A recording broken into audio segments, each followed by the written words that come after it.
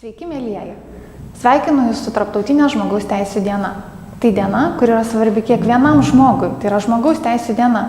Ir tiesą sakant, aš labai tikiuosi, kad po kokio 100 ar 200 metų, kai mes prisiminsime, kaip 20 ir 21 amžiui šventėme žmogaus teisų dieną, galvosime, kad tai buvo primityvioji žmogaus teisų epocha, kai dar turėjome įrodinėti, kad žmonės yra žmonės, nepriklausomai nuo to, koks yra jų odos pigmentas, kokia yra jų etninė kilmė ar dar kažkokie kiti požymiai. Nes svarbiausia yra mūsų žmogiškumas, mūsų žmogiškas orumas. Ir kas jam svarbu, yra ryšys, emocinis ryšys tarp žmonių. Šiandien Žmogaus teisų stebėjimo institutas skelbia kampaniją Šalis be vaikų namų, nes pažeidžiamiausi mūsų visuomenės nariai, pažeidžiamiausi maži žmonės yra vaikai. Ir kiekvienam vaikui reikia namų, reikia šeimos.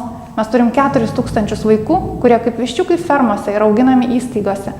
Ir aš tikiu, kad kiekvienam iš jūsų tai rūpi ir tai yra svarbu. Ateik į www.bevaikunamų.lt ir pažiūrėk, ką tu gali padaryti, kad pas mus nebūtų vaikų namų.